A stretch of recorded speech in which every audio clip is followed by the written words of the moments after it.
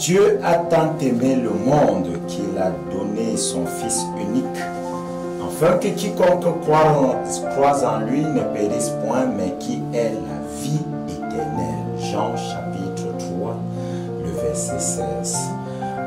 Pendant le témoignage de notre frère, vous avez certainement noté cette question très importante qui a passé le temps à le hanter, et cette question qu'il a suivie tout au long de sa vie, cette question qui demandait qu'est-ce que je peux faire pour être sauvé.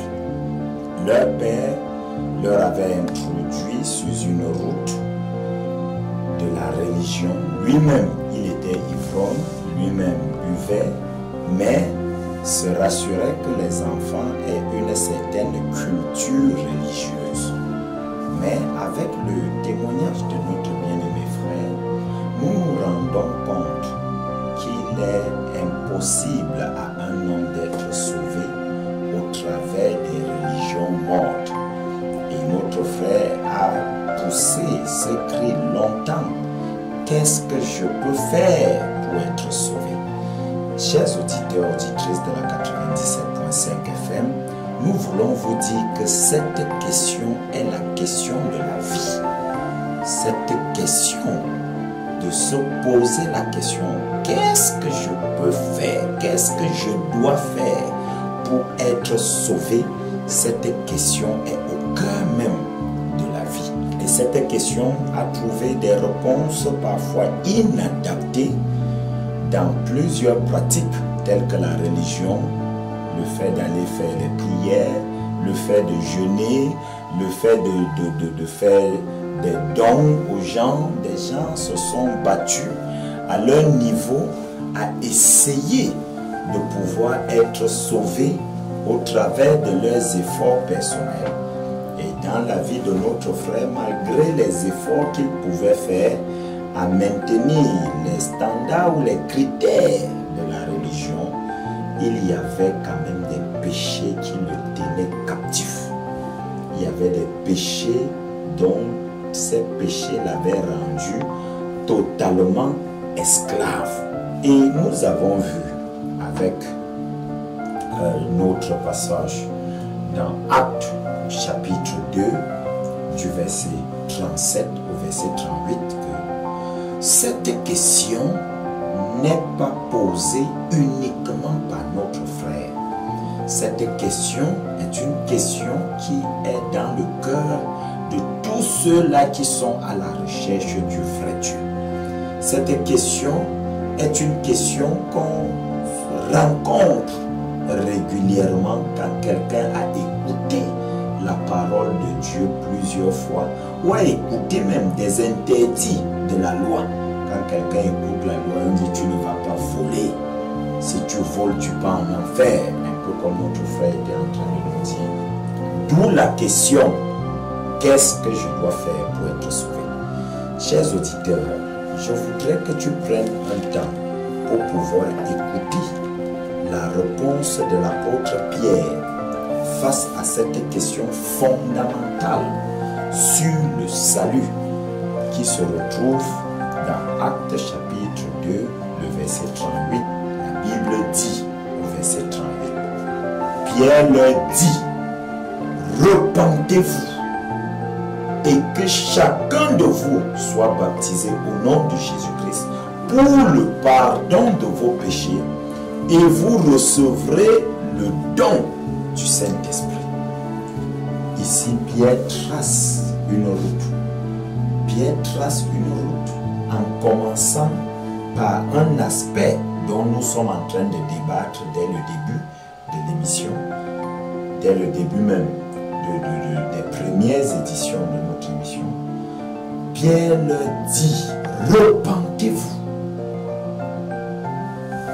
Il y avait une question fondamentale, qu'est-ce que nous devons faire? Et Pierre leur répond en leur disant, repentez-vous. Mais il y a un problème dans la connaissance du mot repentance. La compréhension même du mot repentance crée un problème. Pourquoi? Parce que la connaissance du mot entraîne la connaissance des réalités. La connaissance du mot entraîne la connaissance des choses qui sont rattachées à ce mot. Et au mot repentance, il y a plusieurs réalités qui sont rattachées à ce mot. Nous avons commencé par voir, je crois la semaine passée, nous avons vu que sur le mot repentance pouvait être rattaché la connaissance du péché selon Dieu. Ça, c'était l'une des premières choses qui introduisait ce mot de repentance. Ça veut dire, je ne peux comprendre ce que c'est la vraie repentance que si je comprends ce que c'est que la connaissance du péché selon Dieu. Que si j'arrive à comprendre ce que le péché que j'ai passé le temps à faire produit dans le cœur de Dieu. Lorsque cette connaissance-là manque, la repentance n'a pas été comprise. Je le dis pourquoi? Je le dis parce que notre frère a écouté l'évangile plusieurs fois, mais ne pouvait pas se repentir. En plus de la connaissance du péché, comme on a vu la dernière fois, il y a la tristesse du péché selon Dieu. Vous voyez, le mot que Pierre prononce ici, c'est repentez-vous. Mais quelqu'un pourrait se poser la question, comment est-ce que je peux faire pour me repentir sincèrement? Quelqu'un qui a le cœur en feu, quelqu'un qui veut véritablement être sauvé, qui a passé le temps à se poser la question, comment je peux faire pour être sauvé? Et puis la réponse arrive, mais la personne n'arrive pas à intégrer la réponse afin d'entrer dans la solution de son problème. Ce soir, chers auditeurs et auditrices de la 97.5 FM, nous sommes en train d'essayer de pouvoir expliquer le mot repentance afin que tu puisses saisir la réalité et la vérité cachée derrière ce mot, de telle manière que lorsque tu entres dans l'expérience de la vraie repentance, tu pourrais vivre et expérimenter ce que notre bien-aimé frère a vécu. Et nous vous conseillons vivement le livre La vraie repentance, écrit par le professeur Zacharias Tannenfomon lui-même, et ce livre qui traite des différentes étapes de la vraie repentance, nous permettant ainsi de décomposer le mot la vraie repentance, afin de pouvoir aider toute personne qui est en train de chercher la vraie repentance à pouvoir entrer dans l'expérience de la vraie repentance. Donc, comme nous étions en train de le dire tantôt, ce mot implique 7 réalités.